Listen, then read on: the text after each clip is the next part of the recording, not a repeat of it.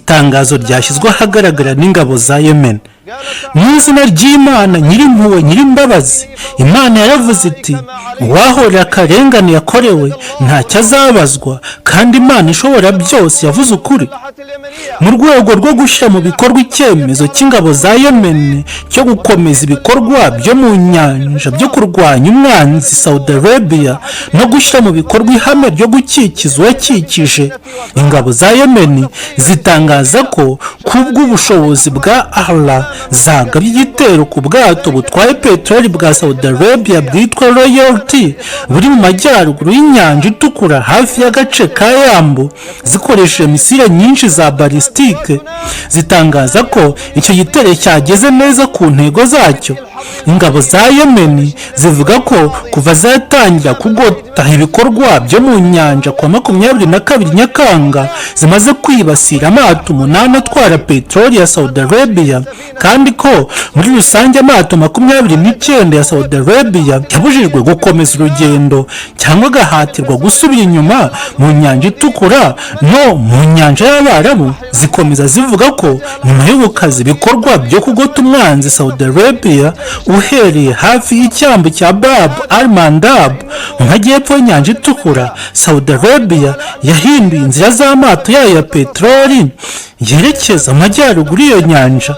Kubera iyo mpamvu ingabo za Yemen zitangaza ko zizakomeza kandi zikongera ibikorwa byo kwibasira amato ya peteroli ya Saudi Arabia mu majyaruguru y'inyanja itukura hagamijwe gufungura ibyambu byose bikoreramo no kuyabuza kunyuramo kugira ngo ishyire mu bikorwa ihame ryazo rivuga kugota uwagose. Twitaye ku ngaruka izo arizo zose, Imana iraduhagije, niyo murinzi mwiza, umuyobozi mwiza n'umutabazi mwiza. Harakabaho Yemen yigenga, ikomeye kandi yigenga. Intsinzi ya Yemen niyo abaturage bose bifuza umudendezo. Byatangarijwe Sana kuwa 5 Kanama 2026, bikaba byashyizwe ahagaragara n'ingabo za Yemen. Ibi bizagira ingaruka kandi dutangiye kuzibona. Mario Norfolk nk'uko Bloomberg yabitangaje, amashyirahamwe 8 akomeye ahagarariye inganda z'ubwikorezi bwo mu nyanja ku isi yasabye umuryango w'abibumbye n'umuryango mpuzamahanga ushinzwe ubwikorezi bwo mu nyanja kurwanya icyemezo icyo ari cyo cyose cyashyiraho amafaranga ategetswe kwishyurwa ku mato anyura muri Hormuz. Aya mashyirahamwe yaburiye ko ibyo bishobora gushyiraho urugero rwatuma n'indi mihoro ikomeye yo mu nyanja itangira kwishyuza amafaranga yo kunyuramo. Larry Johnson wahoze ari umusesenguramakuru muri CIA aravuga ati, uravuga nk'umuyoboro wa Panama cyangwa Suez? Yego, ariko iyo ni imiyoboro yubatswe n'abantu kandi isanzwe yishyurwa. Yakomeje avuga ko inzira isa cyane na Hormuz ari nk'umuhora wa Bosphorus cyangwa uwa Denmark. Undi asubiza ko nazo zishobora kuzatangira kwishyuza amafaranga. Impungenge nuko n'indi mihora nk'uwa Maraka ishobora gukurikiza uwo murongo. Hari n'abigeze kuvuga ko n'abarwanyi b'Abahouthi bashobora gushyiraho amafaranga ku mato anyura mu duce bagenzura. Ariko yavuze ko ibitandukanya Bab al-Mandab na Hormuz n'indi mihora ari uko Abahouthi bafite ubushobozi bwa gisirikare bwo kuyifunga, naho Iran ikaba ifite ubushobozi burenzeho cyane. Yongeyeho ko no kohereza umutwe w'amato w'intambara wa Amerika muri Hormuz byaba ari ibyago bikomeye. Yibukije ko Amerika yigeze kugerageza kubikora mu nyanja itukura, ariko nyuma iza kuva muri ako karere. Yagize ati, nubwo inkuru yatanzwe yavugaga ko Amerika yivanyeyo ubwayo, uyemera ko Abahouthi ari bo bayihatirije kuhava. Mu kiganiro yakomeje kuganira ku mbaraga z'Abahouthi. Hari abavuga ko Abahouthi badafite indege z'intambara, undi amusubiza ko nubwo badafite izo ndege bafite misile za balistike n'uburyo bwo kwirinda ibitero byo mu kirere. Yatanze urugero rw'uko Amerika yatakaje drones za MQ-9 Reaper zifite agaciro ka $1,000,000 mu gihe cy'ibyumweru 7 gusa.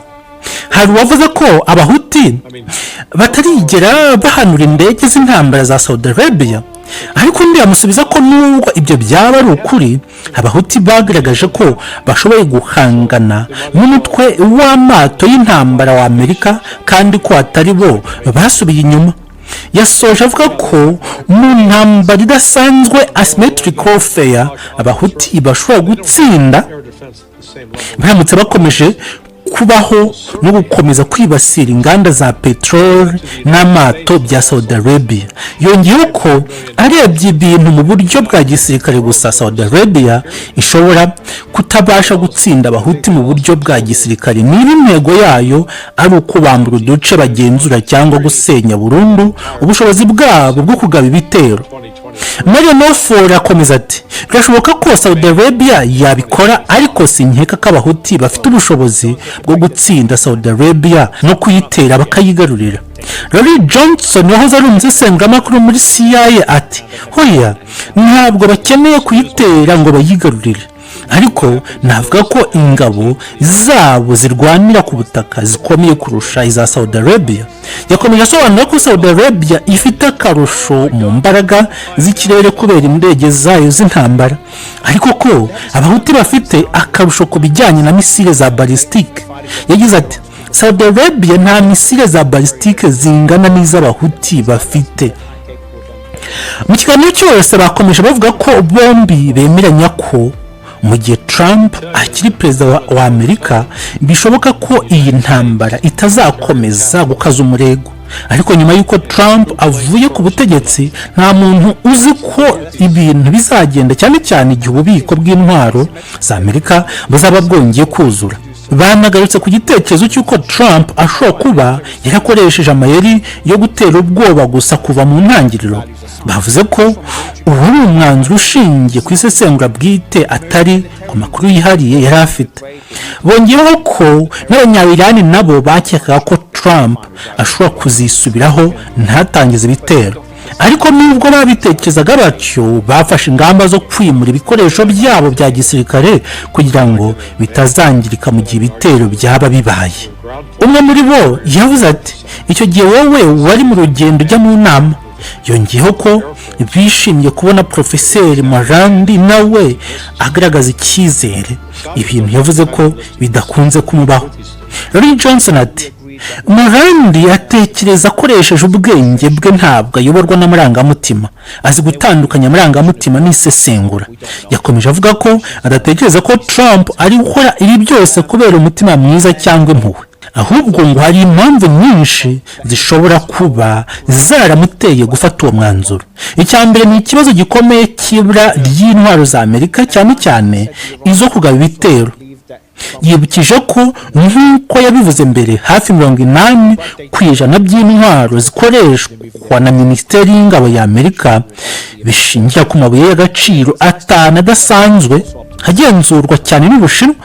yavuze ko Ubushinwa bushobora igihe bubishatse gushyira Amerika mu bibazo bikomeye kubera kugenzura amabuye y'agaciro nka gallium na tungsten akenewe mu gukora intwaro n'ibindi bikoresho by'ikoranabuhanga. ikindi yavuze ni uko Saudi Arabia na Qatar bakomeje gusaba Amerika kwirinda gukongeza intambara mu karere. bagiye bavuga bati mwikongeza umuriro muri aka karere kuko nitwe tuzabanza kugiraho ingaruka. yavuze ko bishoboka ko ayo magambo yagize uruhare mu gufata icyemezo cyo kwirinda gukomeza intambara. hanyuma agaruka ku kibazo cy'Ubuyapani. yavuze ko habayeho ibikorwa byo gutabara ubukungu bw'Ubuyapani, maze abaza ati ese uzi ko Ubuyapani bushingiye kuri peteroli iva mu kigobe cy'Abaperesi? undi aramusubiza ati bushingiye kuri yo cyane. arongera amubaza ati iyo uvuze cyane uba ushatse kuvuga iki? ni 50%, 60% cyangwa 70%?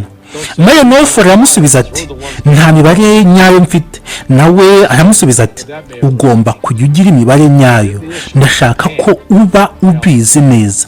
hanyuma asoza avuga ko Ubuyapani bushingiye hafi 90% ku itumizwa rya peteroli iva mu kigobe cy'Abaperesi, hafi yo kugera ku 100%. yavuze ati yego hafi ya 90% ni nkaho ari 100%. yakomeje asobanura ko ikibazo gikomeye ari uko inganda zitunganya peteroli zo mu Buyapani zubatswe ku buryo zitunganya gusa peteroli yo mu bwoko bwa sour crude iva mu kigobe cy'abaperesi. niyo mpamvu yabajije ati ese ubona ari impanuka kuba Ubuyapani buri mu bibazo bikomeye by'ubukungu muri iki gihe, kandi ejo Scott Bessent byabaye ngombwa ko yinjira mu kibazo kugira ngo afashe guhagarika ihungabana ry'isoko ndetse akoresha n'amayero. ese ibyo ntibifitanye isano nk'uko ububiko bwa peteroli bw'Ubuyapani bwagabanutse, ibiciro bya mazutu bikazamuka ndetse n'ibikomoka kuri peteroli bikoreshwa mu ndege bikaba bihenze? yavuze ko ibyo byose bishobora kuba ari bimwe mu byagize uruhare mu byemezo Trump yafashe. yakomeje avuga ko mbere bari bamaze kuganira ku ngaruka z'intambara atari iz'ako kanya gusa ahubwo n'izigaragara nyuma y'igihe. yagize ati twabonye ko intambara yagize ingaruka zikomeye ku Buyapani kandi ikibazo cy'umuhora wa Hormuz nacyo kizagira ingaruka zikomeye kandi twatangiye kuzibona. nk'uko Bloomberg yabitangaje, amashyirahamwe 8 akomeye ku isi akora mu rwego rw'ubwikorezi bwo mu nyanja yasabye umuryango w'abibumbye n'umuryango mpuzamahanga ushinzwe ubwikorezi bwo mu nyanja kurwanya icyemezo icyo ari cyo cyose cyashyiraho amafaranga ategetswe kwishyurwa ku mato anyura mu muhora Hormuz. yaburiye ko bishobora kuba intangiriro yo gutuma indi mihoro ikomeye yo ku isi itangira kwishyuza amafaranga yo kuyinyuramo. mu kiganiro umwe yabajije undi ati uravuga nk'umuhora wa Panama, undi aramusubiza ati cyangwa nk'umuhora wa Suez. hanyuma undi ati nibyo koko iyo miyoboro isanzwe yishyurwa ariko ni imiyoboro yubatswe n'abantu. yongeyeho ko inzira zisa cyane na Hormuz ari nk'umuhora wa Bosphorus n'uwa Denmark. undi amusubiza ko nazo zishobora gutangira kwishyuza amafaranga. yagize ati impungenge zikomeye ni uko indi mihora nk'Amerika ishobora gukurikiza uwo murongo. hari n'abigeze kuvuga ko n'abarwanyi b'Abahuti bashobora gushyiraho amafaranga ku mato anyura mu duce bagenzura. ariko yakomeje asobanura ko itandukaniro rya Bab al-Mandab na Hormuz n'indi mihora ari uko Abahuti bafite ubushobozi bwa gisirikare bwo kuyifunga naho Iran ikaba ifite ubushobozi burenzeho cyane. yagize ati nubwo Amerika yakohereza umutwe wayo w'amato y'intambara Carrier Task Force, ntabwo nayohereza muri Hormuz kuko ari ahantu hateje ibyago byinshi. yibukije ko Amerika yigeze kugerageza kubikora mu nyanja itukura, ariko nk'uko yabivuze amaherezo Abahuti bahatirije Amerika kuhava. yasoje agira ati inkuru yatanzwe ni uko Amerika yivanyeyo ku bushake. mushobora gukomeza kwemera iyo nkuru niba mubishaka, ariko ukuri ni uko Abahuti ari bo bayihatirije kuva mu nyanja itukura.